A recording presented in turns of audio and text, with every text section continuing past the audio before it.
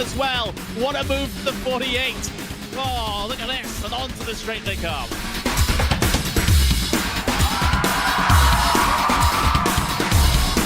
Brilliant move there from the number 40 to make it through. That left-hander sliding up the inside, going up now over Hawthorne Hill, down Pilgrim's Drop, and it's brilliant stuff here at Brands Hatch.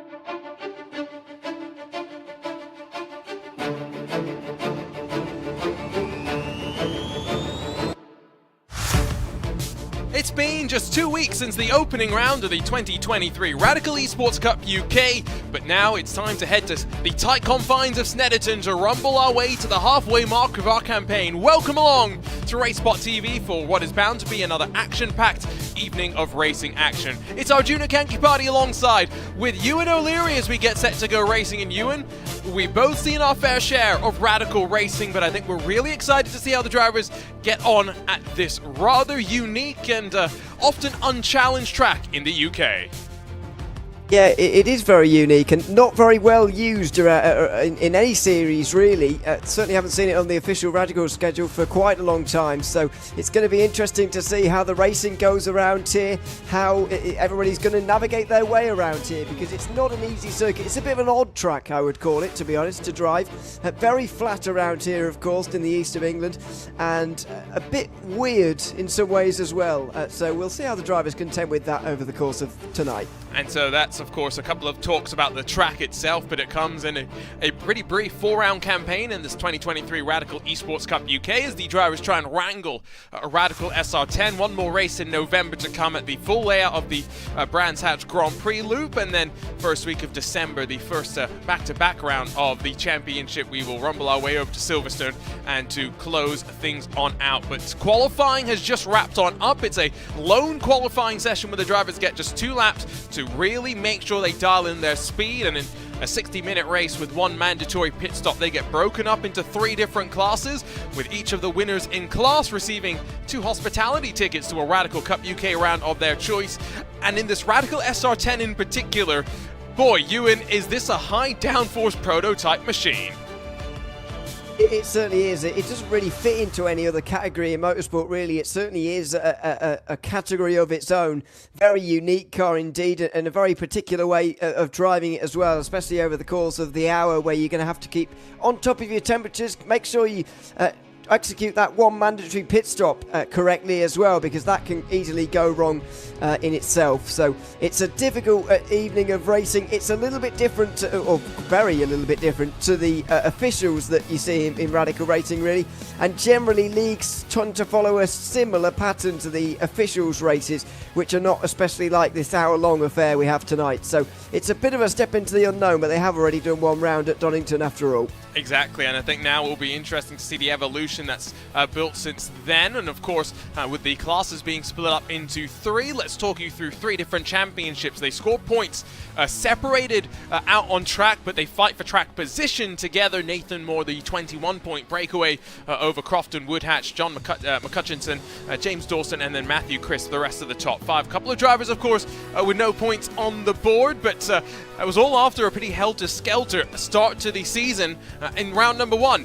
It's a short season as well, and these drivers will really know they've got to make sure they don't make any more mistakes moving on forward. Yeah, 4-round season's not really one you can afford to make any mistakes on, and so for Mike Bousson and Luke Maxwell at the bottom there, it's going to be very difficult already. I would have outlined Luke Maxwell as well as a possible title contender at the start of the season, I've got to say, but already with a 0 at Donington, it's going to be very, very tricky from here. I was very impressed with Nathan Moore, though, and he is going to be difficult to beat over the course of the next 3 rounds, surely. Yeah, the Pure Sims driver definitely one to watch, but we can also talk you through the Pro-Am standings where, again, same point structure, but so pretty similar, but these drivers a bit more numerous in numbers, of course, in the class itself, and Ben Cooper, Andy Jones, and James Child, the top 3. It was Paul LeMay, one that I think you had kind of highlighted and circled going into round number 1. Of course, it was Cam Roger alongside me in the broadcast booth, but you're a bit surprised to see him down in 6th, all things considered, in this Pro-Am championship. Absolutely, yeah. And if you look at those around him and look at those in the pro standings as well, I think Paul LeMay can contend with most of those in the pro standings on a not even on a good day, but just on an average day for him, I would say. So I'm surprised to see him down in 6th at the end of 1 round. I think he'll still be okay to try and get up there towards the end of the season, but as you can see there's not much difference between places in terms of points in this system. It's 20 for a win, of course, and 1 for the fastest lap, which is the 21 you can see, and then it's 16 and 1 point further on back for every position from that. So that does make it difficult to make up points. You know, finishing at 1 position ahead of someone is only going to gain you 1 point, and that's not a lot, really. And those in the YouTube chat reminding me that, of course, it was Paul that was trying to make a fuel number work in the closing stages. Ran out of fuel, though, of course, in the final laps of the race. The AM Championship, again, that same point structure. It's Adam Locke, Philip Webb, and then those behind that will continue to try and chase them down. But they're running into their final moments in this warm-up session. Their final opportunity to switch the flip the switch. You see, I managed to confuse my own brain there. Between qualifying and race mode, and then, of course, a standing start for these drivers, Ewan, to get underway. You flip the switch on that, whatever it is, whatever you cliche. but anyway, yeah, it's one of those cars that you do have to walk off the line and it's quite difficult to do so as well, really. You do see a lot of disparity off of the start. Things can go very wrong. You can get pole position and find yourself in 8th place before the first corner around here at Snetterton, because it's a long way towards that first turn, and it's an even longer way to the first braking zone at turn 2. That's where the real action's going to be, at a really tight opening braking zone. And so here's a look at how they'll line up. The points leader Nathan Moore, almost 2/10 clear in qualifying over Luke Maxwell, and then Matthew Crisp alongside the first Pro-Am driver Adam Grevson will be on the 2nd row of the grid. Crofton Woodhatch and then John McCutchinson will share the 3rd row, while rolling from 7th. Ben Cooper, the 2nd Pro-Am, alongside Dan Webster. Paul LeMay, David Brown, Mike Bousson, and then Carl Chase, the rest of the top 12, while rolling from 13th, the first of the AM drivers. Philip Webb hoping to hopefully not be unlucky, number 13. Stephen Hobbs, Damien Gee, James Child, Graham Brown, and then Darrell Taylor, the top 18 drivers, and we're going to roll our way on through just to make sure that we don't miss the start of this one. As you see the rest of the top 24, couple more Pro-Ams and AMs mixed up in the running order, and again 35 machines. You can see the split in times really start to come as the drivers get themselves focused up towards the lights, ready for round number 2 of the Radical Esports Cup UK. Here from Circuit Snetterton, it will be Nathan Moore from the front to get the green flag underway, but from the outside, a rocket of a start from Luke Maxwell, as already almost 3 and 4 wide into turn number 1. The Radical SR10s will go. The Pure Sims at number 88 will hold on in through the opening corner, but now it's onto the brakes for the very first time. That's slightly further behind. The action will be, Ewan. Yeah, it's all going to happen here in this first braking zone into turn 2. Very wide from the number 18 there. And John McCutcheon able to just slip his way up the inside at the moment. That will be the outside for turn 3, though. Really awkward off-camber left-hander. As you go around the outside there, you often find yourself running out of road very quickly. But it was a good start from Luke Maxwell, actually, from the front row. He was really able to challenge Nathan Moore there into the first turn. But in the end, he couldn't really go around the outside. Didn't look like he really wanted to, I've got to say. And he slips back into 2nd, maybe waiting for later. And look at the contact being made and sends up the inside as a result. Grevson wants to try and slide past McCutchinson. It allows LeMay to try and now get past Dan Webster after a decent start to the race for the 272, but back into line as they run onto the back straightaway. They will go up front. It's not really a breakaway, you'd have to say, just yet, but Remember, 16 minutes, it's a relatively long race in these SR10s as you head left onto the brakes and back through the right-hand complex. Top 3, top 4 trying to break their way away clear from the field, but 34 started already. You and 2 down on pit lane in what's a difficult lap here to get underway. Yeah, I mentioned that turn 3 was a tricky off-cam by left-hander, and I think a few fell afoul of that. I saw some smoke in the background as we were looking on that long shot through there, so I think a few of them may have gone off through there and elsewhere around the circuit as well, because as you say, a couple of them down on pit lane already. But Nathan Moore has got off to a great start, I've got to say. Just over half a second ahead of Luke Maxwell, who maybe thought that, you know, I can come back in him a little bit later on here, but if I was Maxwell, I'd really want to get ahead of Nathan Moore off of that start there, even presented with the outside line at turn 1. He didn't go for it, and he may pay the price for that. How long could he stay with the Pure Sims driver? You've got to say as well for Ben Cooper, up 3 positions in the Pro-Am machine. He'll be delighted with the start to the race that he's enjoyed so far. See if he's going to be able to hold on to this track position again. Remember, the pros, the Pro-Ams, not going to actually be fighting for points against one another, but track position important. There are 2 pro machines between Cooper and those behind, as Dan Webster is going to instigate a whole bunch of chaos. Damien Gee gets tangled up as well. Yeah, and that must have started with Webster there, because Webster was a long way in front of G, so I think there's going to be Dan Webster getting involved in something. He was around the region of Paul LeMay and Mike Booston as we have a look at the start. This is odd on the inside of turn 1. Don't see that very often. So that's Graham Brown. That's a really odd way for your race to come to an end quite early, but then as you look slightly later, as bouncing back onto track, was that Oliver Moore, and Adam Locke just takes avoiding action? Well, I don't think I've seen bodywork on iRacing go that high in the sky ever, but new records being made there, and unfortunately a new entrant to pit lane. This is all awkward as well. Oh dear, this is the run onto the back straight, of course, around the right-hander of turn 7, and that could have been a lot worse, actually. I guess they sort of got away with that in some ways. Oh, goodness. And is that's Phil Webb? How do you get that far lost? Well, I'm not sure how he's done that particularly, I've got to say. I think he's behind Damien G here, isn't he? And he just breaks a bit too late on the way into turn 8 and 9, and he finds himself on this escape road, but decides that actually he'd rather the grass, and drives over that, and then doesn't rejoin either. Goes back onto the grass again, so I don't know what that was all about. Slow down there will have been quite significant, you have to say. And now we can figure out what happened to Dan Webster. 111 spins around, and I think there's now going to be a sympathy spin for Damien Geese. Separate. Yeah, so slightly separate it turns out. Well, I thought that maybe G was going to arrive on the scene of an accident there, but actually it was a sympathy spin, as you said. Very similar spins, I've got to say as well, although G did get punted around by the 05 of James Child, who's also a Pro-Am driver. Didn't really have anywhere to go there, I would say. Webster was quite lucky that he didn't have anyone quite that close behind him. And so a pretty chaotic, rough and tumble start to the race for Plenty. You can see the movers and shakers on the left, and increasingly some separation starting to build. We're watching Crofton Woodhatcher, if I remember correctly from our YouTube chat a couple of weeks ago. This is his first actual serious go in an iRacing competition, and to see him running up towards the front is quite impressive. Of course, Luke Maxwell as well as Nathan Moore, where they started this race, so no change up towards the front. As oh goodness, it's going from bad to worse for poor Phil Webb. That's a real shame. In fact, he qualified on pole for Am and put quite a few cars between himself and his nearest rival as well. It's turn 7, I'm afraid. A light kiss of the Carmco barrier, and he does seem to be continuing on with pretty light damage, if he has any at all. So that's good to see, but not good that he's lost so many places so early on in this race. Dan Webster's recovery sees him slide up the inside of Paul Cock. That's a pro on a Pro-Am machine, so important just to note that maybe there aren't going to be too many defensive blocks being thrown. Ben Bennyworth slides past Darrell Taylor, who makes a mistake and locks up the inside front. Now these SR10s are powerful. We're talking 400 plus horsepower, 700 odd kilograms rather, not kilometers an hour. That would be very, very weird. But you and I've got to see now in person a Radical SR1 and a Radical SR3.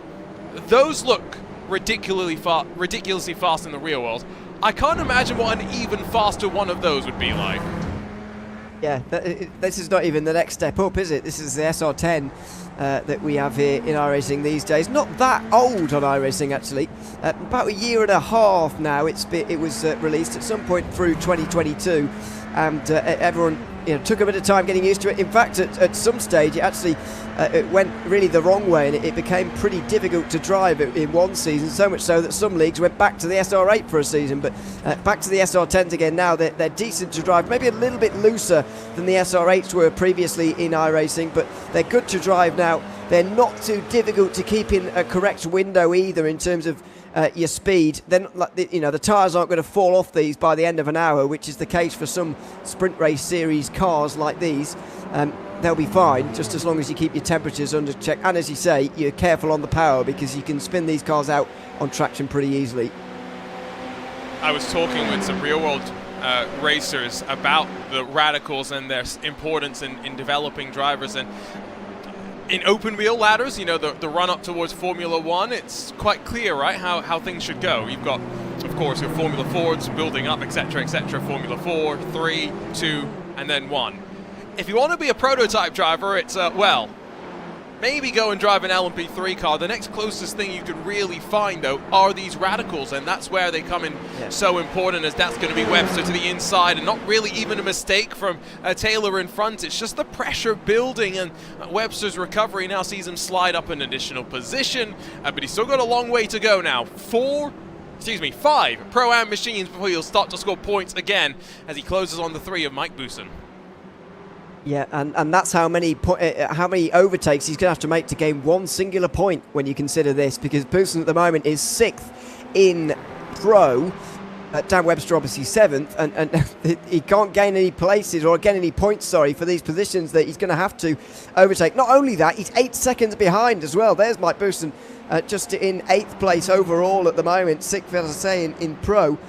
And he'll be fairly comfortable with the situation he finds himself in at the moment. Just a shame for Dan Webster, really, that he had that spin so early on in this race. He's made his job quite so difficult here for this one, but let's see how quickly he can make his way through here. This long right-hander around turn 11 into 12, another tricky braking zone. Oh, and Darrow Taylor has found out in the background as he goes off the road. Andy Thomas has slipped up as well, and there comes Taylor back onto the track as the number 22 rejoins its way onto the surface, and as they trade positions into turn 1, Webster now past Bennyworth and starting to work his way through the Pro-Am queue. They've been trading fastest laps up towards the front as we close on 10 minutes complete in what is a 60-minute sprint, yes, but 60 minutes in these cars is somewhat of an endurance, it feels like, with the amount of commitment and the amount that you're often on the edge. Now, these drivers, of course, at the front have started to break away from Crofton Woodhatch, but right now, more that last time by a 1:41.261.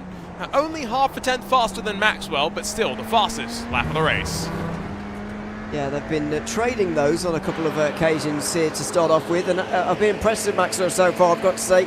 As I said earlier, if I was him, I would have tried my very best to get ahead of Moore and try and slow him down, if you like, on the way through these opening laps, but he's not done that, and he's staying with him as Adam Locke recovers from a spin. Still gained about 12 places, hasn't he, after the opening 10 minutes, which is a very impressive record considering he's just had that spin. It goes to, again, show, just much like with round 1, stay out of trouble on the opening laps. You'll work your way on forward. Now, for John McCutchinson, he's got the pressure building from the Alcantech NHR colours. Matthew Crisp tucked in behind as they come out of that final corner. But let's go back and see what happened to Darrell Taylor, and it was, well, just running a bit wide. Now, the question will be, was it on braking, or was there something else that got a little bit wrong on his way through the corner? I think it's going to be on brake. He just loses his bearings, losing the apex there, and then on the brakes he slides. I thought he actually got on the grass, but I was wrong. He got on the... Well, he was just braking and turning at the same time, and that's why you see they don't sort of maximise that run around turn 11. If that was a corner in isolation and it was a straight afterwards, then you would run it a lot wider, but because you've got that braking zone to worry about, you have to pull it in a bit tighter. There's Adam Locke losing it on the exit, and that's exactly what we were talking about earlier with being careful on traction. Locked it down and was able to spin it back around, fortunately. With now 6 laps complete, we're on to the 7th lap of this race. There's increasingly now separation between the top 10, and with that mandatory pit stop shortly looming in the mind for plenty of the drivers, you've got to wonder how they're thinking about the potential windows that we might have for traffic to play itself on out, as Janneman Preuss is the next driver to make their way with a slight slip up off the track. I believe, given that this car is showing as having made its way down pit lane already, that maybe it started in the pit box itself. Maybe, not entirely sure, but well, lost 7 places though. I don't know, to be honest. But that would be slightly strange. I mean, I guess you would look at what happened at Donington first round and think, well, maybe I don't want to start actually on the grid here properly. Maybe I would want to get that bit of an advantage. But you know, I still would be surprised if anybody did that, as Paul Clark is defending fiercely from David Brown. Clark has earned himself a bit of a reputation, I've got to say, for being a bit of a defender and holding people back on occasion, and he's doing it here, although I feel like he's let off a little bit recently, just been a bit nicer to people and waved people on by, but not on this occasion, quite clearly. See Webster also being able to work his way past James Child, another one of the Pro-Am contingent chopped away there. I was thinking there may be a new Foo Fighters song there, The Defenders, but I'm sure Dave Grohl has his own opinions. Back up the inside, half look, it's fair to say, from David Brown, but Paul Clark increasingly, I'm sure, is frustrating those behind in what is a now 6-car train that's queued up in the midst here, and I'm just trying to make sure if are they all Pro-Am? Well, there's a couple of AMs mixed in there as well, but for the most part, these are drivers fighting for points. Yeah, and the lower end of the top 10 as well, you would say. Up in front of them at the moment, there's about 6 or 7, and Paul Clark has been dived again by David Brown. There's a few good braking zones for that around here, and there's what I mean about Paul Clark's slight reservedness in the last 6 months to a year or so. I think in years gone past he would have tried to hang it round the outside there and then jammed it down the inside of the next turn, but maybe just starting to be a bit more reserved in his defences these days, especially so early on in a race with more than 3/4 of an hour to go. It's probably the smart idea, but I don't think 6 months ago he would have done that. He would have maybe tried to hold on to that defence.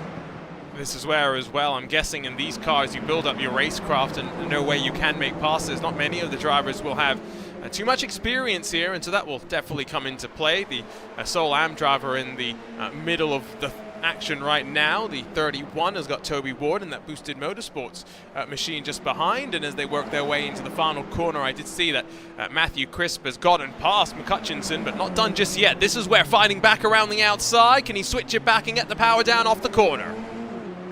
The answer's going to be no to that one. It's pretty difficult to do it round there, and there's not a very long run to turn 3 either, but you might be able to make things work in another place around here. Another big braking zone coming down here at turn 4, and that's one of the things that John said to me earlier. Actually, I was slightly fearing that this race would be a bit of a difficult one for overtaking because of this circuit.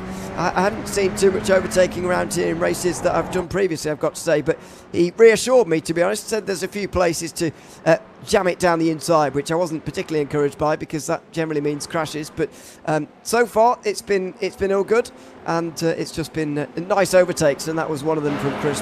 And don't forget that there's no mandatory restrictions about when you must come down to the pit lane. It's very much open to the drivers as to how they want to play that, so that's going to be a thing to factor in as well. And correct me if I'm wrong here, fact check me, Ewan.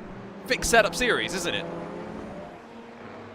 Yeah, I believe so, but yes, it is. Yeah, so that won't make too much difference, and that is a bit unusual in terms of league racing. Obviously, you'd normally see open setup series, but fixed setup around here maybe plays into the advantage of some of those who don't drive the Radical every week, and there are, I believe anyway, plenty of those around here picking themselves up against people who are real enthusiasts of this car and do come out every week to race. I do kind of like it as well because it means that this is an entry-level car. I say entry-level car. It's still quite intimidating, but it's meant to introduce you again to prototype downforce racing in a lot of ways. And so in that way as well, it's focused on the driving itself rather than the setups and trying to maximize it there. Let's get the most from the car and move on from there. On board with the 66 of Toby Ward, with the flames on the side of the car. You can see there's Not much runoff to speak of through the course of this lap here either. Mistake in front. Is that going to be a slide on through? Remember, this is Am versus Pro-Am. They're not fighting for points, they're fighting for track position.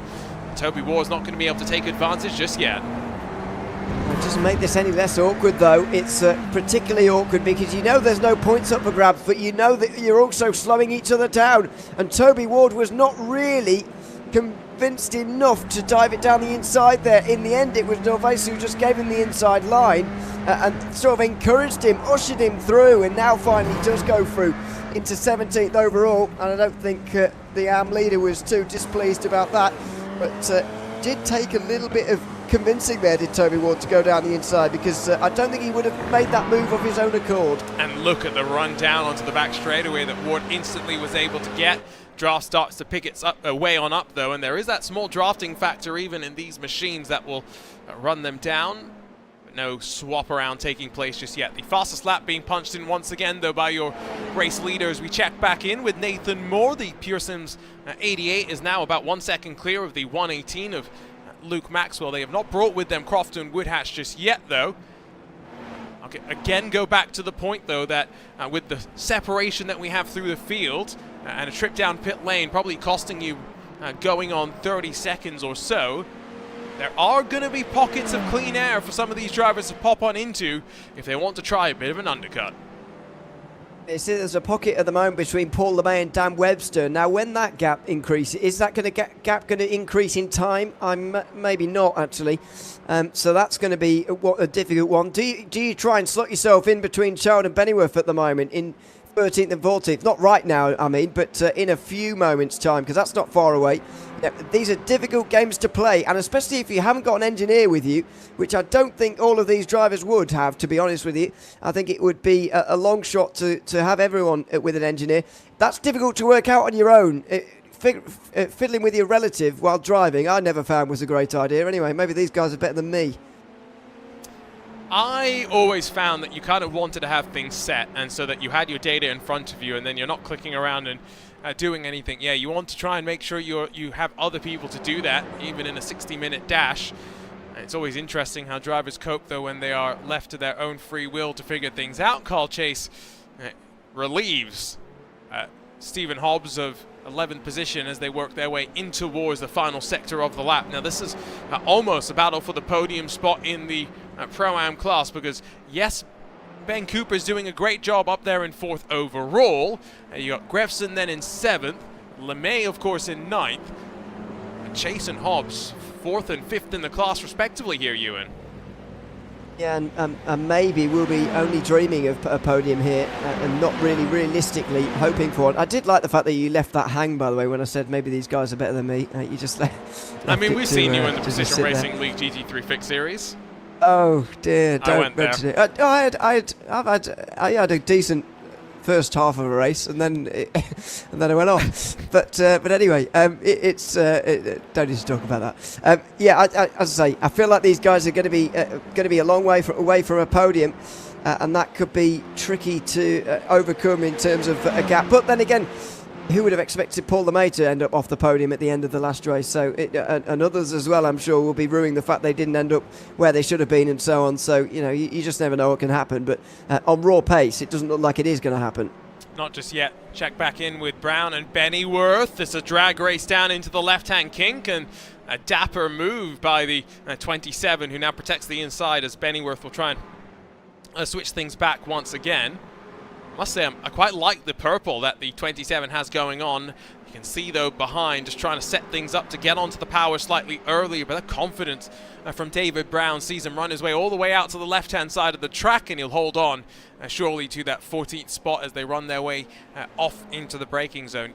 You say they're slightly better than you, but Ewan, I've got to ask, how many laps have you actually done in this car? Because I've tried a few and never completed one. How many do you think I've done? Maybe more than me. None. Oh wow, okay. It's none is the answer to that. I've never driven this car. I've watched a lot of this car, as you know. I'm going to guess I'm going up to 100 races now, weekly races. Maybe that's not quite. Well, maybe it is true actually.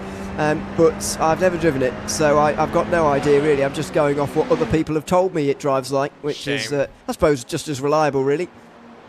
Yeah, I mean, it's a good thing that we can try things on iRacing. It's just a shame that we can also realize that we're not skilled enough, and there's a reason why we're in the commentary booth and not down there on the tracks themselves. Although having said that, if anyone wants to go for rallying, now that's where I feel somewhat confident. The commentators race you and may have to switch to a rallying competition later this year. That would probably play into RaceSpot's hands, so that might have to happen. It's not a bad because point, actually. it would probably be. Lewis keeps bigging up my rallying skills, but I'm not as good as he says he is. So if you've heard him talk about me rallying, then don't listen too hard, because I'm not as good as he says I am. But it would probably help us, to be honest. Rallying, in all honesty, it's a very, very different kettle of fish to this kind of thing. It's very different. No, there's no similarities whatsoever. Although we are very much looking forward to, what are we calling it this time around? Bragging rights 3, third time's the charm / anyone but those Aussies. Well, I don't know. You're organising it. I don't know what you're calling it. I think that's the unofficial title right there for you. Unofficially, by the way, as well. Luke Maxwell does officially have the fastest lap of the race, but it's these two out front that I think are also just pushing each other without stepping over the limit just yet. We've been talking about how difficult these cars are to drive. Right now, they don't want to make a 2-horse race become a 3-horse race. As much as Crofton Woodhatch is still pushing the two of them, he's struggling to bring the margin down. He is really, and that's a bit of a late dive as well into turn 4. Just needs to keep his head on here, does Luke Maxwell. Make sure that, you know, he doesn't throw it all at this very moment in the race, because it's still early. He's got to remember, and he's got to bide his time a little bit, as we are starting to see the first pit stops down pit lane as well. Those two people have got the same pit box as well, weirdly. But anyway, that looked weird. But yes, Maxwell needs to keep his head here, really, and just slowly bring that gap in. Don't try and do it all at once, which it kind of felt like he tried to into turn 4 there. I'm glad that you spotted that, as that's a bit of a slip up there, I believe, for Andy Thomas, as your race leader is ready to head down into the bomb hole, and hopefully not going to get checked up in through Coram. This is dangerous, but now past one. Can they scamper past the other out of the final corner? That will be the question. Lap traffic is going to not be a factor after this, so don't expect either of them to head down the pit lane just yet. But now that margin within 0.3 of a second, and off towards turn number 1. The impetus for Maxwell has never been higher as he challenges for the race lead. Well, he got Nathan Moore just to look in his mirrors a little bit. He holds a tighter line around turn 1. He's not close enough for a move down here at turn 2 here either, and he's not going to be silly enough to make this dive at this stage. Nathan Moore, though, is not going to be pleased, I don't think, about the back markers in front of him there. Had to slow down on the way into turn 11 and on the way out of turn 12 as well, as one of the drivers went off right in front of him. Didn't really hold up Maxwell, but certainly held up the race leader. It's always cool as well, just seeing the limits that these drivers are able to find around the track, running onto some of the AstroTurf extension beyond some of these curbs as we head off towards Hamilton. Staying in 4th gear, clip the curb on the inside, but a bit more aggressive through the corner is Nathan Moore. And again, for a fixed setup series, always are able to see where these different drivers find their relative speed. Out onto the back straightaway once again. Nathan Moore increases the margin, but it's only 0.6 of a second, and we're almost halfway through this one. Hypothetically, there is that little gap that is starting to now potentially be a window for one of these drivers to head on down in through. The pit stops starting to become more and more frequent as there's the 28 rolling off and away with the mandatory pit stop complete. Yeah, that's very close run out of pit lane here as well for Damien G, right round the outside for someone else, and that'll be Phil. Oh, Philip Webb's doing an all right job. Where's he going to get to by the end of this race? Well, I presume he hasn't made a pit stop yet, actually. I'm going to presume, no, because he's 23rd. Is that correct? Exactly. Yes, correct. Okay, that would have blown my head off, actually, if he'd have come out ahead of Damien G with having made a pit stop. But no, that makes a lot more sense. Still wonder where he can get to, though. I'm sure he's going to be very disappointed about the way this race has gone so far. Seems like Grevson is into pit lane. Yes, he is indeed in that 54 machine. It's going to mean then that couple more drivers move on forward. We'll have to try and figure out for Webb in particular where he stacks up to the rest of the AM drivers, because again, remember, you're scored against the rest of your class, so he still might hypothetically get top 5 points in class if things are played out in a very specific way. Not sure if that's exactly what has happened, though, as the end of lap number 15 for these drivers sees Taylor still leading from Toby Warden. And then I think the first of the AM drivers, indeed it is. I was trying to figure out who's the leader in class. It's the 31. That's the fastest of the AM so far. Yeah, not inside the top 16, which makes things a little bit difficult to see them.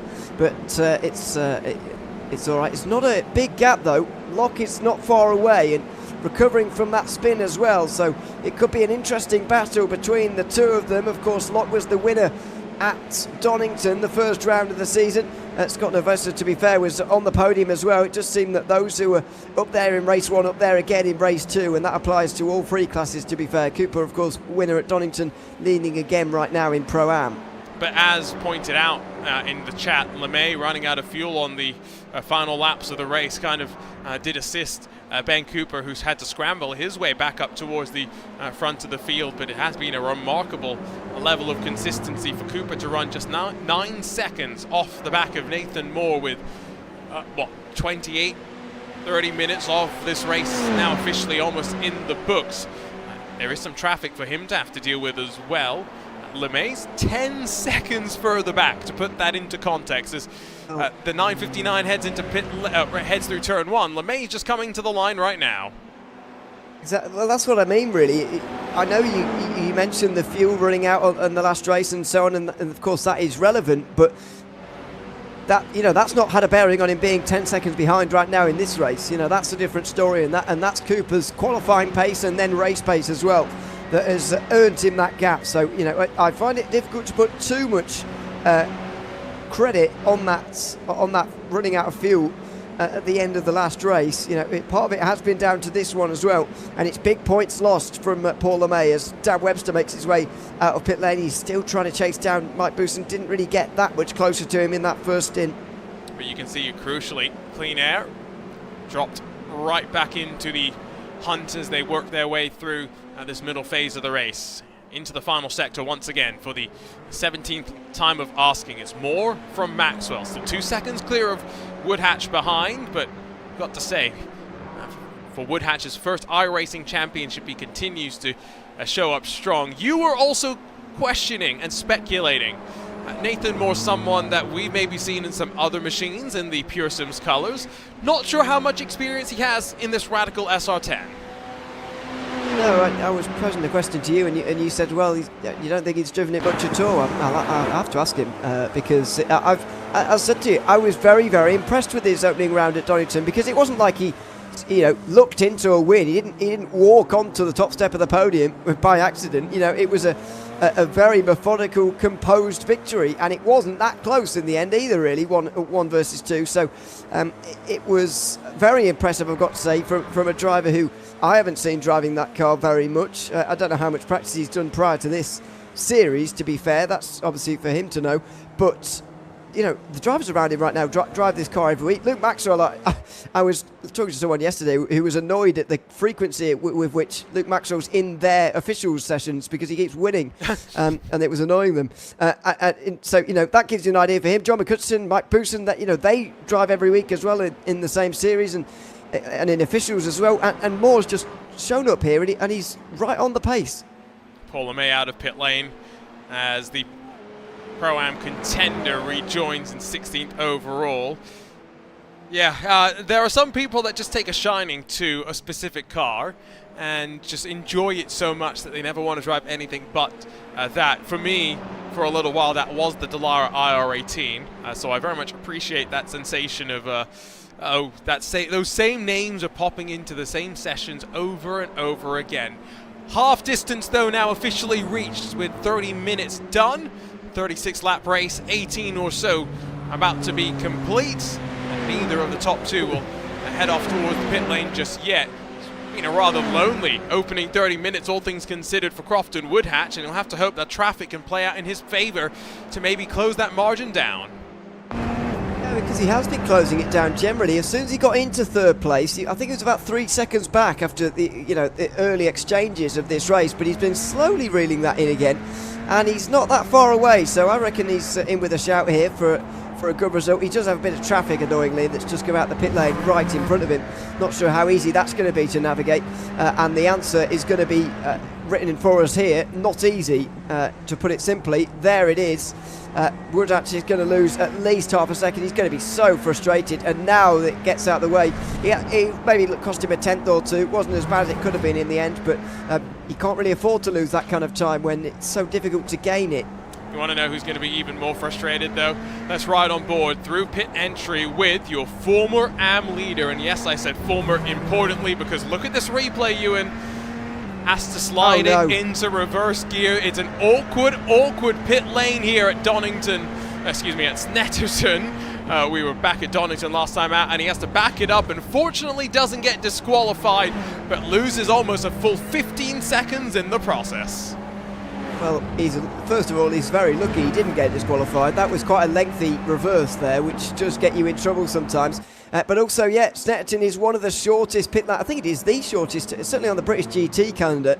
They always talk about this. I think it's this circuit that talk about being the shortest. And now the two leaders are about to experience that as well. They won't have the same problem, I don't think, of being so early in the box that they actually miss it. But they're making absolutely sure that they don't miss it by getting into the aprons quickly. And there they go to the end of pit lane. But look how small this pit lane is realistically. It's tiny. Did you see the bump that poor Luke Maxwell had to run over as well? No, you're not supposed to drive there, really. True. So he did hit his marks, all things considered, so clearly understood the requirement. Now we wait. Remember, the margin about 18 seconds across the board. It's 16.8 for Moore, 17.8 for Maxwell, 17.6 for Woodhatch, who will close the margin slightly to the top two as a result of this and be within drafting range. An important pit stop cycle comes to an end, but with the order unchanged. More from Maxwell from Woodhatch. Yeah, it looks like that gap has opened up between the top two, and is that going to be a gap that stays until the end of this race now as well? Maxwell was doing a very good job of staying with Moore. How good is he going to be at closing down that gap? And even if he does close that gap down, what's he going to do when he gets there? Because I can't say he was particularly threatening for making an overtake in the last 30 minutes. Well, Phil Webb has dropped another 2 tyres off the track as Damien Guy will slide on through. Now again, remember that this is the crucial phase of the race where you have made your pit stop. Now you just want to make sure you don't make any mistakes and you see what you have to fight with come the end. Although having said that, Phil Webb still one of a handful of cars yet to come down pit lane, and indeed will exit stage right and run their way in towards the box. So it means as we pick up the rest of the pieces, you've got David Brown and James Child. They're fighting for 4th position in class, but as things go respectively, no real change at the front of the pro class itself. Ben Cooper still leads, yes, in Pro-Am, but it's now slightly closer between Adam Grevson and Paul LeMay, and then your Am leader, at least running on track for the time being, I believe it is once again going to be the car in 17th place. Is it Toby Ward? I'm waiting for it to cycle around. I don't know at the moment. You'll that's one for you, that, rather than me. But yeah, it's still a big lead for Pro-Am leader, by the way, Ben Cooper. So yeah, 10 seconds. But Paul LeMay's not far away, and maybe that will be a battle that develops on our screens. Adam Locke, not Toby Ward. I was 1 car off. So the 555 is the current leader in class there, and we'll keep an eye on them and how they go for the next 25 minutes. So everyone now done and dusted for the pit stop window. That is just traffic playing its part. As big look to the inside from Ben Cooper as he tries to keep pace with Matthew Crisp. And again, the margin behind so large, it's exactly what he's looking to do. Check back in up front though as Moore, Maxwell and Woodhatch run 1, 2 and 3. Maxwell trying to now get back into drafting range of your leader as traffic once again plays its part. And slots itself in the middle of these two as well. So how long is that going to stay there? I think Maxwell might get the better deal out of this. I think Moore was maybe slowed down around turn 5 there.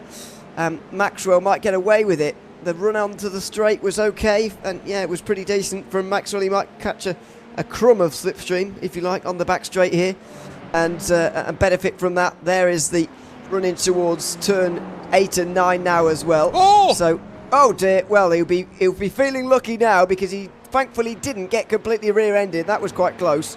Who was that? Was that Jack Ellis? I think it was. We'll see a replay in a few moments' time, but wow, that could have been a lot. And I was going to make a pun about how more could have been more lucky, but see this replay here. Just Woodhatch builds from behind, just slightly goes deep, and okay, that is why one of the few corners I can very much appreciate that mistake, Ewan. I said I haven't completed many laps with the Radical SR10, this track in particular amongst them. I used to hate this track when I was especially that corner as well. So difficult as you're turning around turn 8, trying to brake for turn 9, and then you repeat the process again at turn 11 and 12 as well, just moments later. It's really horrific. These guys seem to have got it down quite well. I think that one mainly was down to the fact that Woodhatch was in the mirrors there and maybe putting him off slightly. And you know, it only takes the slightest thing to put you off around that corner. So I think that's the main reason for what happened there, really.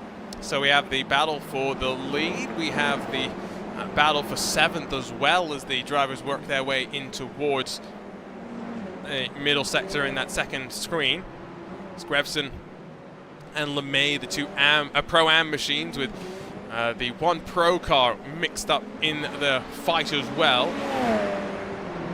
Webster is now only about 5 seconds away from Mike Booson, and that was something that we were calling out slightly earlier just to keep our eyes on, and so it goes to show that that 111 has really had an impressive fight back so far, Ewan, but 4.7 seconds, the job's not done just yet.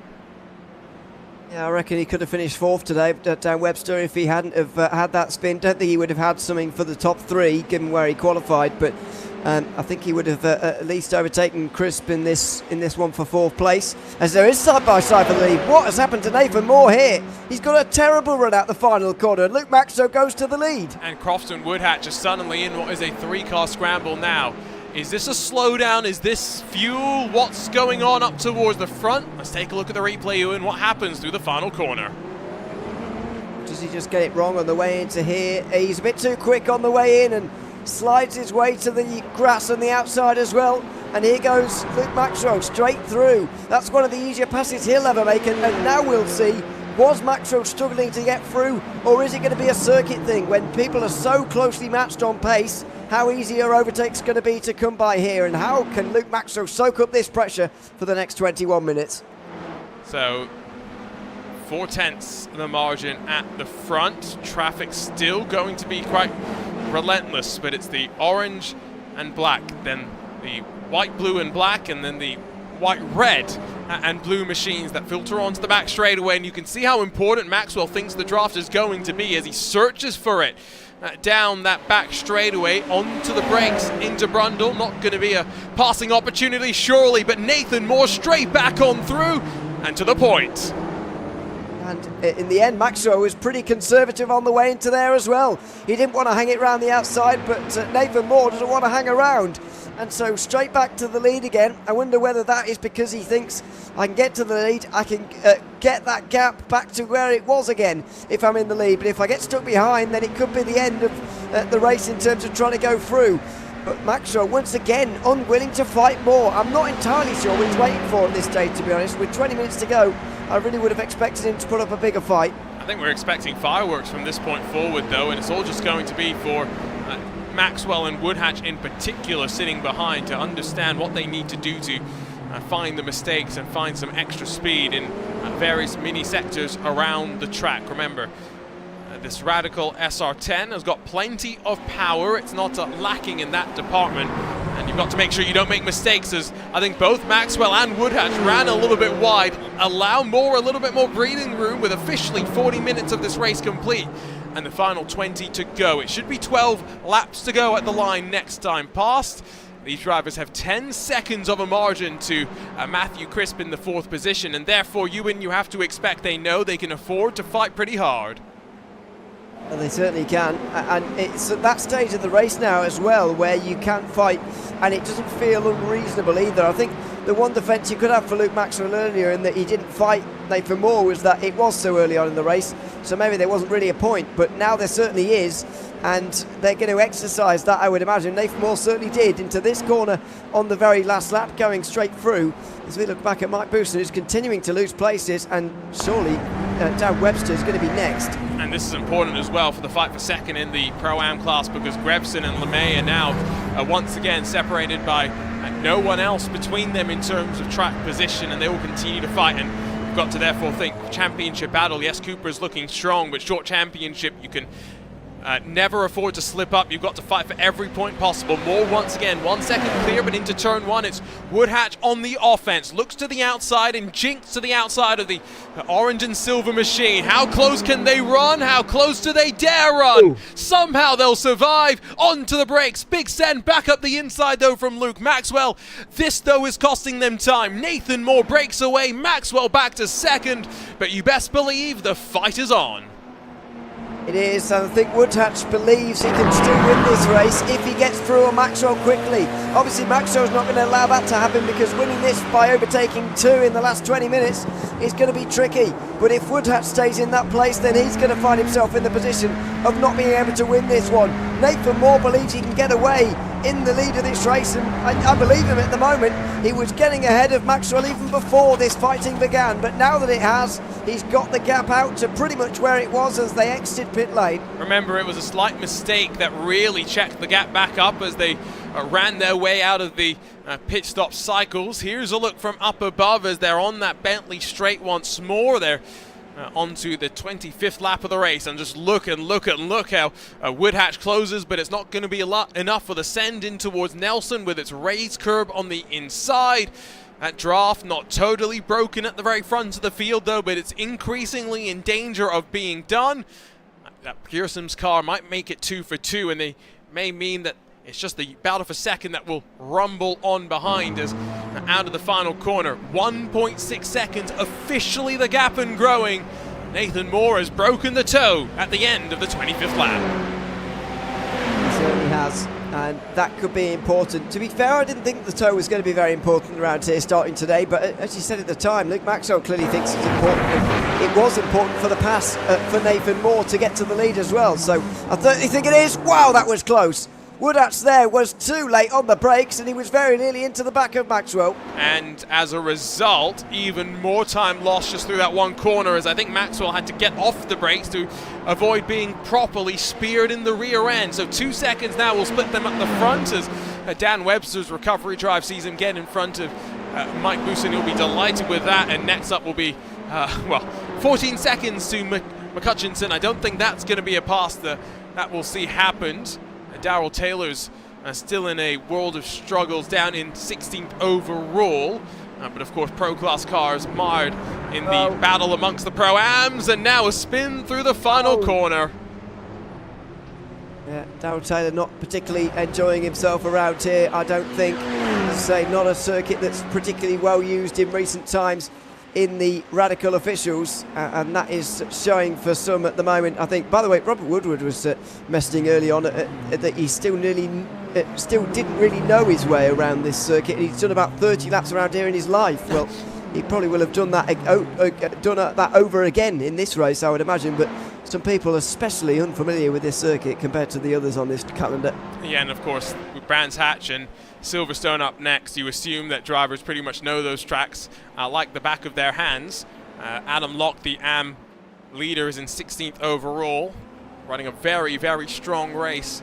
Has gained 17 positions combined in the overall classification, just staying out of trouble. Exactly what you want to see. But 7th on back is once again starting to be a bit of a conga line. And wow, is that a commentator's curse if I've ever heard of one. Lewis McLean, eat your heart out. Adam Locke is off the track and down to 17th now. Well, fortunately for him, I should say, it's not going to matter too much, and the gap behind him is a large one at this stage. Not sure how it's got quite so large, actually, the gap between first and second in AM. Last time I checked, they were quite close, those two, but all of a sudden, Locke has got a really big gap at the front of the field. He's back through again, so that battle's going to yo-yo, but it really of no consequence to either of them. Again, you're fighting for track position against the other classes, but you're only fighting for points with drivers in and amongst the same class as yourself. So 7th on back. It's Grevson and LeMay, 2nd and 3rd in their Pro-Am category. Webster and Busen, who are 6th and 7th in the Pro category. I was trying to make sure you could trust this commentator's math. Whoa, lock up at the right front though from LeMay, and Webster now sneaks a little bit closer to 8th overall. Yeah, and has already done that pass on Mike Busen. I've been a little bit surprised with the Busen's pace today. I think it's been a little bit away from where he should be and where he could be in these races, but then again, who else could he have beaten in pros today? I'm not sure he could have beaten anyone else in his class, really, judging by what we've seen so far. So he'll just drive to the end, I would imagine, and maybe pick up the pieces from something that goes wrong ahead. But Dan Webster should find his way past these two Pro-Ams in the next few moments, I would imagine. I don't think they're going to fight him too hard. They're really rather focused on their own battle here, and I know that they'd totally rather those two pros behind just weren't there at all, but that isn't an option they get. I think they'll have to wave Dan Webster through. Yeah, it's not like a spreadsheet or something where you can just filter out the wrong classes that you don't want to deal with. No, you have to deal with them no matter what you would like. It's all just about losing as little time as possible through everything that plays out. That was a big send under the brakes from Webster. Just closes up slightly more. And speaking of more, back at the front, it's a larger gap between your race leader and 2nd on back. It's about 2 seconds onto the back straightaway as the sun continues to set for the Pearson 88. But Crofton Woodhatch has also lost out a little bit through traffic and through the middle sectors of the lap to now drop 1 second behind 2nd spot and Luke Maxwell. I wonder whether that gap's going to come back again now, because we're not far away from the end of this one. Last 5th or so of the race, last 12 minutes of the race coming up now, and that's a pretty big gap to cross and of course get through as well, which we've noticed has been difficult. That's going to be an off track. That was around turn 10 and just getting a little bit wide as you go through that dip of the right-hander. Tricky corner, as they all are. Not much, as you said earlier, not much runoff, although they're all a long way to the walls generally around the circuit. Not much runoff. That's a good point, actually. Even though there are relatively little in the way of leeway when it comes to pushing beyond the limits in tarmac, there are, you see on the outside of turn 1, almost goes on for an age. You can just go and find farmland on the outside or something like that. But definitely something that with the new grass and slippy model that you sometimes have to deal with, you want to try and avoid. We've got 12 minutes left to go. Should be about 7 indicated laps left to run. Don't think we're going to get a battle up towards the front without a shadow of a doubt. We're going to get a battle back here though. LeMay, Grevson, Webster and Busen all running in through that opening corner, and LeMay increasingly under fire from those two pro machines. Oh yeah, he said we're going to get a battle, but who's it going to be between? We just don't really know that at this point, I've got to say. Busen is quite close to Webster. Is it going to be between them? Is it going to be Webster fighting his way through the Pro-Ams? Are they going to fight as well? Is Grevson going to get pulled back into this one? Can't really tell for the moment, but I think Paul LeMay really does need these points at the moment. Grevson as well. They finished 5th and 6th respectively in the Prime class in the opening round of the season, and they really need as many points as they can in relation to Cooper, who looks to be on his way to a 2nd race win in 2 rounds. You can see behind that the likes of Bennyworth and Clark are fighting as well, and indeed still fighting in through turn 2. Is up the inside for the 96 of Bennyworth. The iLounge Racing 26 of Clark drops back into line and kicks up a bit of the grass on the entry into the left-hander. As out of turn 2 they work onto the AstroTurf once more as well. It's the beautiful thing about this Radical SR10, especially here on iRacing. It produces such close and great racing, and when you go online, you can always find someone around your skill level. Paul LeMay gets a little bit wild, heading down in towards the bomb hole, but with Dan Webster and Busen still chocked up behind, there's going to be no bombs sent just yet from the pro machines as they wait patiently to try and sneak on through. There is quite a lot. Oh, excuse me. As LeMay goes very wide and loses it entirely out of the final corner, but he is defending from Webster. Very interesting that he's defending from someone not in his class at all. Let's see if he's going to help out Dan Webster as they head off through turn 2. But here's a look at the replay. That's Crofton Woodhatch that runs through the opening corner as well. Traffic lights flash. What's going to happen? Misbraking. misjudgment of the braking zone, and Crofton Woodhatch is suddenly out of contention for the race victory. Yeah, got entirely distracted with getting the lap car out of the way, and to be fair, it was a bit distracting. He wouldn't have enjoyed the fact that the lap car was thinking about pulling back onto the line and getting in his way, but either way, it's you've still got to focus on what you're doing, and unfortunately Woodhatch has put himself out of contention for any space inside the top two now. Really, it's between Moore and Maxwell for the win. And they are still only separated by 1.5 seconds, so as the 3 machine of Busen gets a bit lost out with traffic for a moment there, we can watch not just their battle for 7th onto the Bentley straight, but the battle for the lead heading to the line to close out what will be the 30th lap of the race. And officially, I do think we are going to get 36 full laps of racing as they continue to work their way around the track. There's been lots of focus from the drivers, that's for sure. Let's see how sweaty they are going to be. And after 2 weeks away between rounds 1 and 2 of the championship, it's another 2-week break before we go for the final round of that championship. And of course, it's Brands Hatch and Silverstone still left to come, Ewan. Yeah, and as you say, 2 more usual circuits for these drivers to compete on. Silverstone maybe a little bit less so actually, but Brands Hatch does find itself on the schedule with the Radicals at least twice a year. It's been on a couple of times this year, for example. It's already been on this season of iRacing. I think it was the first season of 2023 as well it was on, so it's a pretty common circuit to find yourself on, but no less difficult. It's the kind of theme with British racetracks, apart from Silverstone. There's not really much runoff around Brands Hatch or here, or indeed Donington. It's a bit of a theme. What do we have to do, Ewan, to get the one and only Ewan O'Leary into an official Radical race? An official one? Well, quite a lot really, because that would mean I had to buy the car and probably some tracks as well, so probably quite a lot. Okay, well, I'm just throwing that gauntlet down. How about this? Jimmy Broadbent's 23 hours of I forget what the race is called. Is it still Zolder? Hopefully it is. Are we going to get you in the car for that? I could be tempted for that, depending on what time of year, when it is. I could be tempted. I mean, yeah. It's a 23-hour race, so you know it's all day basically. But here comes the look to the outside. I don't think LeMay is going to fight it too hard, and recognize that maybe Grevson has got second in class locked and loaded with 7 minutes to go. I'm watching this, Ewan, and I'm just imagining how chaotic things would be if you versus me in one of these machines. I don't think either of us will get to the checkered flag without getting 5 incident points a lap. No, it would be pretty difficult to manage that. I guess it would depend where it is, but yeah, it would be tricky. Yeah, that's not going to happen. I would spin a lot around here.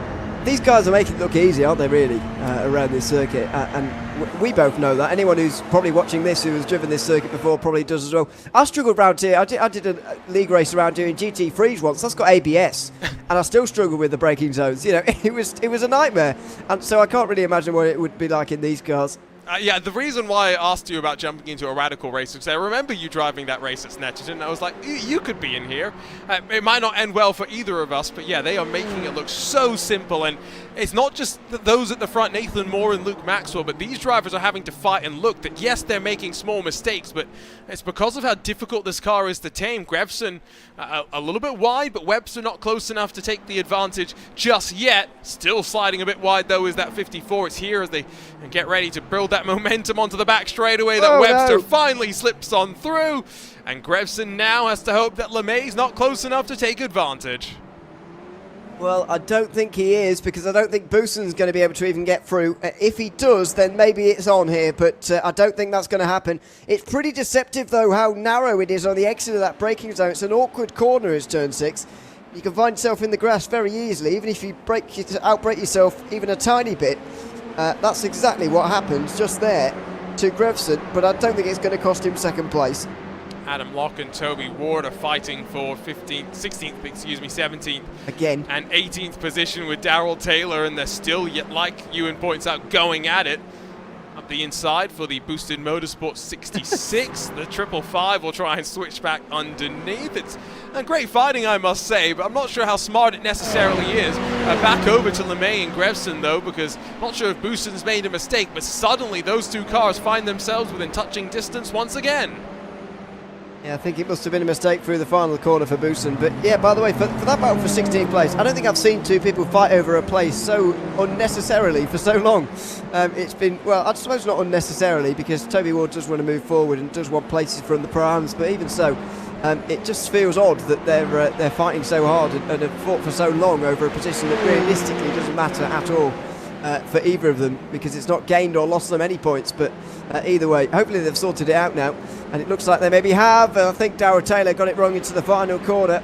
It's been a tricky afternoon for him, and that kind of underlines it at the end of the day. Does kind of sum it up, doesn't it?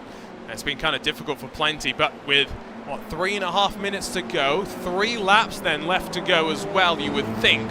Coming to the line, it's down to 1.3 once again between Nathan Moore and between Luke Maxwell. This is not done. This is not over just yet as they run their way across the stripe. You've got to sense that Luke Maxwell still thinks there's a chance to grab the win. Yeah, maybe he does, but I think it's a tall order at this stage. Not only has he got to bring that gap down, he's got to try and action a move as well, and he was trailing Moore a lot closer than this for about half an hour at the start of this race. Couldn't find a way through on that occasion, so I'm not sure he'll be able to now.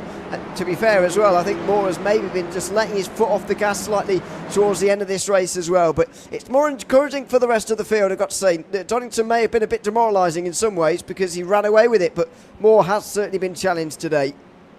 Heading over to Brands Hatch as well, it's a very, very high commitment track, much like Snetterton, but in a different sort of a way, I feel. Plenty of camber changes there compared to this being a little bit more flat, and is boring maybe too bold a word to use, Ewan? Some people say flat circuits are boring. I would just call this circuit very tricky and frustrating to drive around, so not one of the enjoyable ones, but not because it's a bad layout, just because it's difficult to get right in that way. No, that's the thing. You know, I'm of course on the other side of the pond nowadays, but I look at some of the American tracks, and for example, I'm not going to get into your personal opinions on Sebring, but you know, it's a very flat track. If you took the bumps away, it'd be quite boring. But you look at Mid-Ohio, you look at Barber, and those are so fun because they have so much undulation almost, and so that's why I think Brands is going to be so interesting as well for these drivers, because as the car gets light over the crest, it's the changes in downforce that start to play their part as well, those little differences that will separate the best drivers at the front of the field. I think Maxwell has been separated from Moore here with that bit of traffic right in front of him. He won't be pleased about that, but that might well seal the deal now with 2 laps to go, including the one that they're on. But you are right, it's elevation change that makes most circuits pretty good. There was a pretty good discussion I heard on a motorsport broadcast quite a few years ago actually, about if there were any good flat racetracks around, because, you know, of that point you were making. And that it's quite a contentious point, because I would certainly put Silverstone up as one of the best in the world, and I think it, you know, well, obviously it's flat, so that's one, but it's past that, it is sometimes a struggle to think of any more. So here's the thing though, Silverstone is flatter than a lot, but Silverstone's got a dead flat. It's not dead flat, you're right. So I'm trying to think of flat tracks that are actually interesting, and I'm drawing a blank. Struggle, isn't it, really? Oh boy, you have thrown me for a toss right here at the end. We will get one more lap as well, just based on the clock, by the way. As much as Maxwell has brought the gap down, not necessarily sure we're going to see a battle between these two drivers. Have to wait and see, though. If you've got any opinions, of course, throw them into the YouTube chat. Maybe you've got some flat tracks around the world that are quite interesting. Alton Park's not flat, that's fantastic. Brands Hatch, it's definitely not flat. No, that's what makes it so interesting, right? Is the elevation. If that was flat, it would be boring. I'm just calling it right now. It would be odd. It's because as well, when you're designing the track, the sort of curves of the road meet in with the curves of the land, if you like, and that's how it's sort of designed a bit better as well. Because if you're just given a flat land to play with, then it's difficult to be particularly creative sometimes when you're not prompted in that way. Someone says Barcelona, but A, are we talking about good tracks, and B, that's not a very flat track, so I think we have to... Well, it's flat-ish, but it's not good. It's got more elevation than Silverstone, so if we're discounting Silverstone, I feel like I've got to say that we have to discount Barcelona as well. But yeah, maybe not good, although the removal of the chicane in the final sector definitely helps the cause. Let's just be real there. Oh, man, I'm going to be thinking about this for a while now, you know, Ewan? It's one of those shower thoughts. He's going to be there later, standing there just thinking. He just no idea. But it's a difficult one. Phillip Island's got elevation change, though. Oh, damn it. It has, yeah. Yeah, it's tricky, very difficult. So answers on the postcard, because we haven't got many. At Arjuna Kankipati on Twitter, at Ewan_O'Leary on the Instagram, social medias as well. But that's all for the future. For the now, it's, it's 2 for 2 for Nathan Moore in that Pure Sims 88. Boy, was he pushed for this one as well. 60 minutes at the front, yes, but not 60 minutes in control by any means. It's double delight for Nathan Moore in the 2023 Radical Esports Cup UK. Luke Maxwell will grab a well-earned second place. Crofton Woodhatch a well-deserved third as well. And then only a couple more seconds before the Pro-Am leader, Ben Cooper, will come towards the line to grab yet another victory as well. In a sterling display, almost 16 seconds clear of the rest of the contenders. And then a longer wait before we'll see Adam Locke across the line as your winner in the AM class. Great to have you along for this second round of the Radical Esports Cup UK. Ewan, you've seen plenty of these drivers at play before.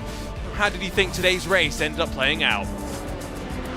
Yeah, pretty much closer than I was expecting, I've got to say, between Nathan Moore and Luke Maxwell. I thought Moore was going to run away with it, but it's encouraging for the rest of the season that he didn't. Maxwell was able to keep him in check, certainly, and it makes you wonder a little bit as well what Dan Webster could have done had he not had the problems that he did in the first 10 minutes or so. On the final lap, by the way, I think John McCutcheon maybe went off, did he? Or not, because he was very close to Ben Cooper over the line. There wasn't a change, I don't think, but half a second between them at the line seemed a bit abnormal from what they had in the race. But anyway, yeah, it was closer for the lead maybe than what I was expecting. Encouraging for the rest of the season when they try and displace Nathan Moore from that top spot in the championship. Yeah, I'm not sure what happened between Cooper and McCutcheon. All I do know is that as much as they may have fought on the final couple of laps, no change. 17 positions gained for Adam Locke, who started at the very back of the field but comes across the line, the first of the AM cars to grab the maximum points on offer in what is a really impressive drive and a testament to what you need to do to be able to grab championships no matter what sort of a series that you're running in. There's the race winner, though, that's running back towards the pit lane and getting ready to celebrate not just a well-driven race, but an opportunity to speak to RaceSpot's own Ewan O'Leary. Let's run you down, though, to the race results where we can scamper our way on through. Yes, Nathan Moore victorious over Luke Maxwell, but yes, 1 second the margin does, I think, tell you a lot about just how much pressure there was between those two drivers.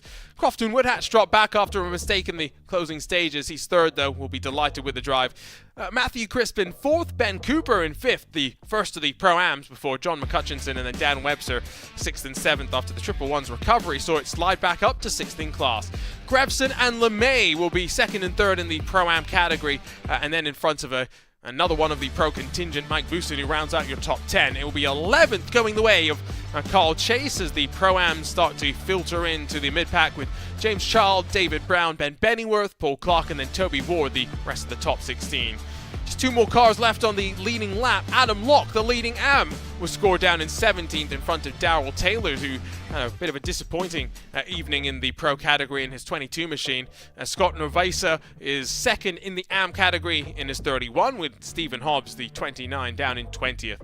These are all cars one lap down, including the likes of Robert Woodward, James Smaskale, Wayne Basson, Janneman Preuss, Ben Weston, Peter Reed, Philip Webb, Stephen Kernick, Jack Ellis, and Andy Thomas, your top 30. And then as you get into the used car lot, Damien Gee, Chris Humphreys, and then Graham Brown and Oliver Moore make up the 34 drivers that were classified at the very start of the race. As mentioned, the drivers excited about their various performances, not just because of the success itself, but also because they get to chat with Ewan O'Leary and Nathan Moore, the first driver to do so, standing by in victory lane. I don't think that's a prize, but there we are. They have to anyway. So welcome in, Nathan. Good to have you with us. Congratulations on the win here tonight. Chased down, of course, a little bit of a closer winning margin for you on this occasion as you took the win over Luke Maxwell. But at what point did you think that you really had this race actually in the bag? Because at some stages it looked comfortable for you, at some stages certainly not. Honestly, until the last corner, the last lap, that's when I thought I had it in the bag, because you never know the unpredictability of the lap traffic. Sometimes you're going to gain time, sometimes you're going to lose. So yeah, it was a really tricky race. Luke pushed me all the way. I think I made a mistake, maybe with 10 laps to go or something, and then was not happy with myself about that. But then luckily, halfway through the lap, I was able to make the move on Luke and get the lead back. But both Luke and Crofton were very fast today, pushed me all the way. But delighted with another win. I've got to say, you made it look like you weren't quite as tense as that going down to the final laps. I've got to say, I must ask you as well, by the way, because you are racing a lot of drivers who race this Radical every week and have done for a very long time. How much racing have you done in this car prior to this championship, and how much driving with this car have you done before this? I would say maybe recently, over the last 4 or 5 months, very, very little. But when the Radical SR10 was first released onto iRacing, I drove it for a full 3 months of that season. But then I left it to do other things. But yeah, I'm fairly used to the Radical myself, and it's a great car. You're on the limit, on the edge all the time, and yeah, it's just a lot of fun. So. It certainly is, and that does make a lot of sense as well. Now, 2 race wins in the season. Congratulations on that, Nathan, and thanks for chatting to us as well. Thank you very much. Thanks very much. Nathan Moore, winner of the Pro category. Winner of the Pro-Ams is Ben Cooper, and he joins us now as well. Welcome in, Ben. Good to have you with us. You qualified, of course, with a few cars between yourself and the next Pro-Am leader. Did you sort of imagine that the situation was going to pan out how it did, with you sort of almost naturally getting an advantage because of those few cars between yourself and your rivals, or did that go better than expected? Always better than expected. That was probably the best start we could have hoped for. And then from there, it was just managing my own pace and consistency to bring it home to the checkered. And just how difficult was that to do around here? What are your opinions on Snetterton? Because there's been some pretty bad ones from some, well, not bad opinions, but bad descriptions of this circuit, let's say, given out by some people. How did you find it this week? I think it's a fun circuit. It's a challenging one. It's set to be challenging, I think. Could do a bit of elevation though. We've just been having that exact conversation, which is hilarious, but you bring that up. But anyway, it seemed to go all right for you. Congratulations, Ben, on a win here tonight in the Prime category, and thanks for chatting to us as well. Thank you. Thanks very much. Ben Cooper there, winner of the Pro-Am category. And finally, we'll be joined by the Am category winner, Adam Locke, who is with us now. Welcome in, Adam, as well. Good to have you with us. You were battling, I've got to say, for a long time there with loads of Pro-Am drivers throughout that second half of the race, especially. Just how distracting or not was that over the course of the race? Yeah, it was good. It was fun. It would probably been better if I wasn't battling and I could just get on with it. But at the same time, it was a good bit of fun. To be up there battling with them as well. And of course, it's going to be a problem throughout the rest of the season, as it always will be, of course. Brands Hatch is coming up next, of course. What are your opinions on that circuit? How easy or difficult do you think it's going to be to race those other classes around here in the way that you did today? I'm not sure. Donington and Snetterton are all weak tracks for me. Brands is one of my stronger tracks, so hopefully I'll be a bit further up and not mess up qualifying for the third time would be nice, and then hopefully make life a little bit easier. Well, I've got to say, it's already been going pretty decently for you, so we'll see if it can get even better. Congratulations, Adam, on another win here in round 3, and thanks for chatting to us as well. Thank you. Cheers. Thanks very much. Adam Locke, Am class winner, and there are 3 class winners from Snetterton here tonight. It was a fun race, wasn't it? As much as, yes, it needs some more elevation, as maybe some of our interviewees agree with us in the broadcast booth, but I'm always pleasantly surprised when we come to Snetterton at the level of racing that we can see here. I distinctly remember some VCO Pro Sim events that we've had plenty of great racing here. But you talked about it with some of the drivers. We talked about it during the race itself. 2 weeks from today, same time, same place here live on RaceSpotTV. It's a trip on over to Brands Hatch and its full Grand Prix layout. And boy, is that going to be, I think, an exciting roller coaster for not just the drivers, but us as well.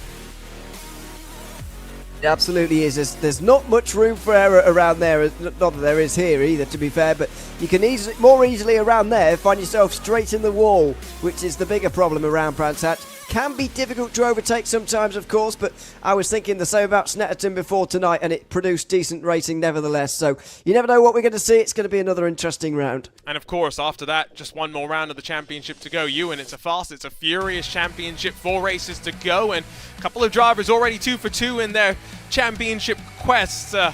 Not possible, really, to have gotten a much better start to the 2023 Radical Esports Cup UK. Oh, no, it's not. And I don't think Nathan Moore got the fastest lap, did he? So he's not got quite the absolute perfect, but I don't think he'll be losing any sleep over that here tonight. All 3 classes have seen double race winners so far in their respective categories. So that is bad news for everybody else. It's going to be very interesting to see, because as you say, it's not a long season, and when you're trying to catch up points, there's already not very many rounds to do it. And the other thing to consider is winning is very much rewarded in this championship. There is no two ways about it. But for now, it's time to say goodbye. 2 weeks from today, we'll be back over at Brands Hatch for the 3rd round of the 2023 Radical Esports Cup UK. But for now, we bid you farewell from a surprisingly fun evening at Snetterton. For Ewan O'Leary alongside myself, Arjuna Kankipati, thank you so much for joining us. Can't wait to see what Brands Hatch and Silverstone have in store as we make our way closer and closer to crowning the 2023 Radical Esports Cup UK champion.